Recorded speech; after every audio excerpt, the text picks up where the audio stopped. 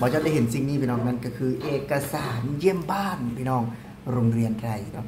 มีเอกสารในพี่น้องนะก่อนอื่นก่อนใดขอกราบสวัสดีครับพี่น้องเบิร์ดสุขุมคนเนาะถือว่าวันนี้บอจะได้เอกสารเนาะหรือว่าแบบว่าเป็นกระดาษเนาะเป็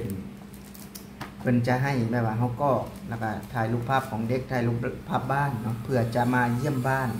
คือเอกสารนี่ก็คือแต่ละปีเนาะต้องมีว่าสันสนพี่น้องแต่ละปีต้องมีบันทึกการเยี่ยมบ้านที่โรงเรียนวัดหงส์ปทุมมาวาดประจำปีการศึกษา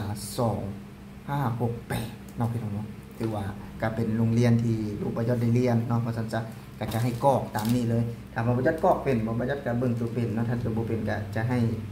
พี่ๆคนไทยแล้วเนาะกรอกให้แล้วก็จะถ่ายรูปบ้านเนาะเพื่อติดแบบว่าเป็นแบบให้คนมาเยี่ยมบ้านเฮาเนาะก็ทำความสะอาดห้องเป็นอย่างต่างๆเนาะซึ่งว่าประยศก็ดีใจนะที่ได้แบบมีสิ่งเหล่านี้เนาะคืออยู่ประเทศไทยนะพี่น้องเพิ่นจะมีเนาะคือคนลาวเขาก็อาจจะบ่ฮู้ว่ามีกันมีครูนะมีมาเยี่ยมบ้านอยู่เลยบ่แม่นว่าสิอยากมากก็มาเด้พี่น้องเนาะคือเพิ่นต้องมีลายลักษณ์อักษรและมีเอกสารอย่างครบถ้วนเนาะก่อนเพิ่นจะมานะคือถามว่าเป็นหยังบ่ยศคือตื่นเต้นเนาะหนึ่งเลยคือตอนบ่ยศเรียนนี่จะไม่มีแบบนี้เนาะจะไม่มีแบบนี้ถ้าจะมีเนาะก็คือเด็กไม่ไปโรงเรียนก็จะมีเอกสารมาเชิญให้ผู้ปกครองไปเนาะถ้าเชิญและไม่ไปก็คือเขาก็มาเนาะหรือว่าทางครูอาจารย์เพิ่นก็จะมาหาแต่ว่าถ้าหากแบบปกตินี่ก็คือจะบ่ได้ค่อยเห็นเนาะก็จะแล้วก็จะบ่ได้มีเอกสารอย่างมากมายเนาะแบบนี้นะพี่น้องแต่คืออยู่ประเทศไทยนี่ทุกปีต้องได้มาเนาะ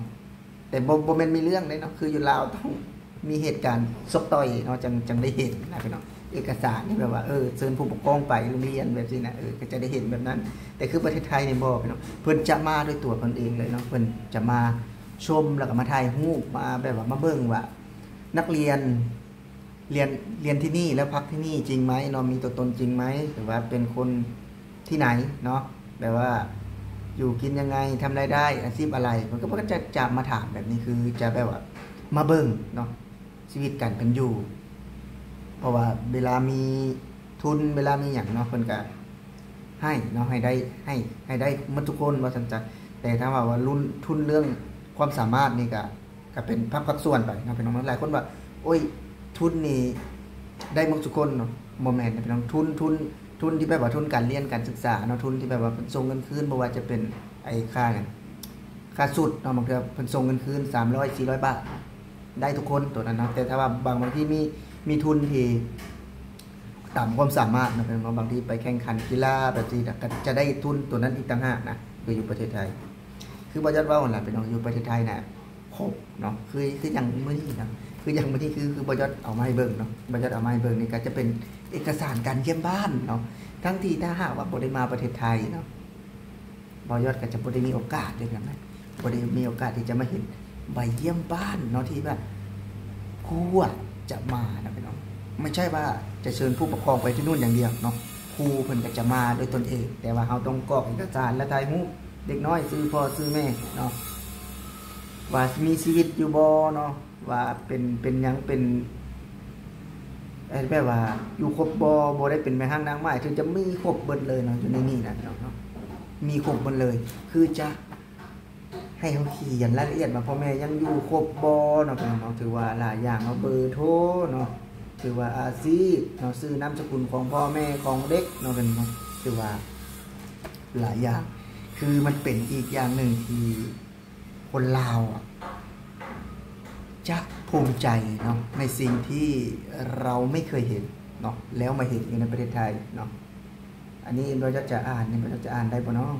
คำชี้แจงแบบบันทึกการเยี่ยมบ้านฉบับนี้รวมการคัดกรองนักเรียน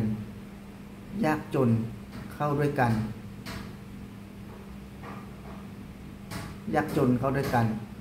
เพื่อคุณครูสามารถลงพื้นที่ได้พร้อมกันในวันเดียวกันการตรวจสอบถามหากเป็นตัวเลือก เนาะหมายถึง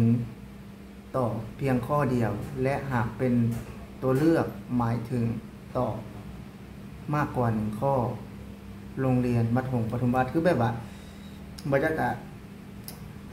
เห็นนะเนาะพี่น้องคือเพิ่นก็เวลามีทุนมีหยังนะเนาะเพิ่นก็จะอาจจะให้เนาะแต่บ่ยอดก็บ่ฮู้ดอกแต่ว่าถ้าหากว่าทุนคือปกติก็คือเฮาจะได้อยู่แล้วเนาะที่แบบว่าทุนไอเรียนฟรีหยังเฮาก็ได้อยู่แล้วเนาะแต่ถ้าว่าอาจจะ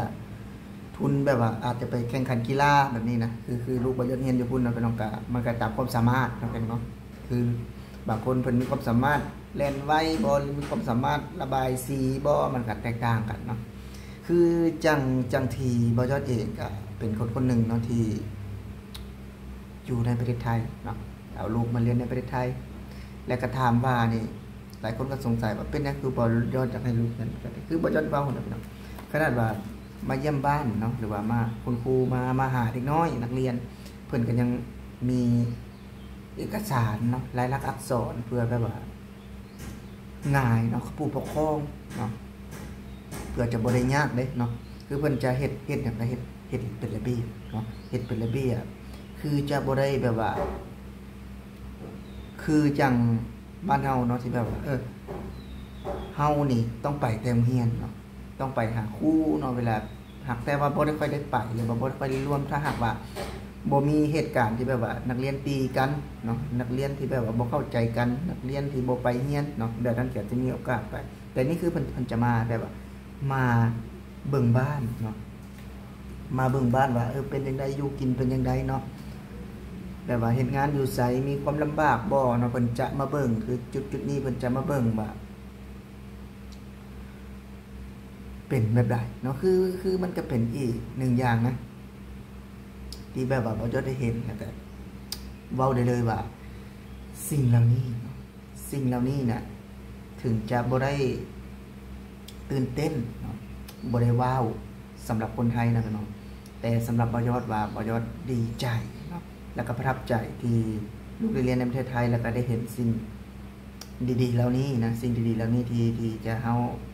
บ่เคยเห็นเนาะที่เฮาบ่เคยเห็นตอนนักเรียนเฮาก็บ่ได้เคยสัมผัสแต่พอมันอยู่ประเทศไทยเฮาก็ได้มีโอกาสได้เห็นเนาะได้ฮู้ว่าบ้านเมืองเพิ่นเป็นอย่างนี้เด้เพิ่นเฮ็ดแบบนี้เด้เนาะลักษณะนี้เด้นี่คือประเทศไทยเนาะเพิ่นว่านี่คือไทยแลนด์มันเป็นอีก1เรื่องราวที่ว่ายอดบอกว่า